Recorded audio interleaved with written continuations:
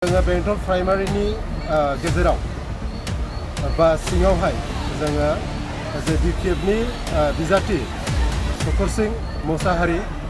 बिथांखौ जों मिथिनो मोना सिनायनो मोना बिथांखौ जोंनि बेंटल प्राइमारियाव माब्लाबाबो नुफेराखै आरो जोंनि जे भटार्सफोर सापर्टारफोर रावबो सिनाया बिथांखौ बिनिखायनो दा UPPLनि केन्डिडेट सुकुरसिं होनोब्ला आन्दायनायसो फैयो गेजेरजों नोंथांमोनखौ साबायखर बावबाय आरो दिनै आं बेंटल प्राइमारिनि सासे प्रेसिडेन्ट जानानै जोबोद गोजोननाय मोनदों दिनै जोङो जे सायखं सार बसुमतारीखौ देरहानायनि थांखि लानानै दिनै बेंटल प्राइमारि अफिसखौ बेखेवनाय जाबाय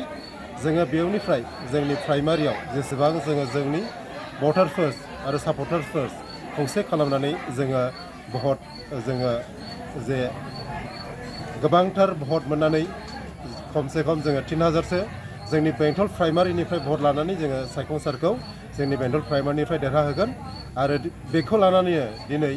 साननैसोनि सिगां जोङो 60 जन बायदि जयनिं आरो दिनै जोंनि बेंटल प्राइमारिनि आन्डाराव 67 नैबे साननैसोनि गेजेरावनो जोङो 120 बायदिसो जोङो जयनिं लानो हाबाय आरो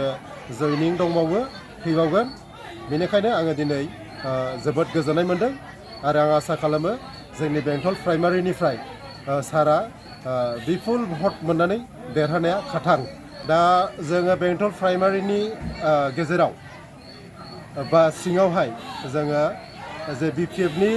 बिजाथि सुकुरसिं मोसाहारि बिथांखौ जों मिथिनो मोना सिनायनो मोना बिथांखौ जोंनि बेंटल प्राइमारियाव माब्लाबाबो नुफेराखै आरो जोंनि जे भटार्सफोर सापर्टारफोर रावबो सिनाया बिथांखौ बिनिखायनो दा UPPLनि केन्डिडेट सुकुरसिं होनोब्ला आन्दायनायसो फैयो बेनिखायनो जोङो आसा खालामो सुकुरसिंनि थाखाय जोंनि बेंटल प्राइमारिनिफ्राय जे सापर्टारफोर आरो भटार्सफ्रा बहुद खम जे गावसोर जे बेंटल प्राइमारिनि आन्डाराव जेसेबां पार्टि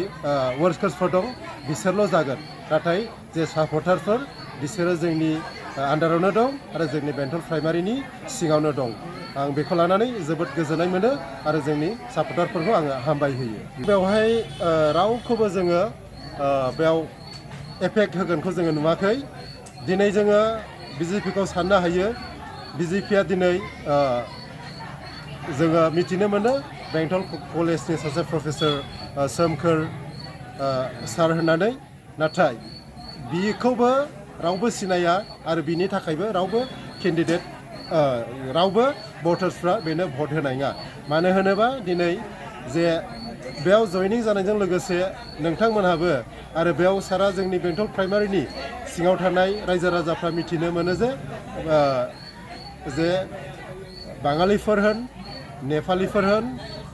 आरो बिहारिफोर होन जिखुनु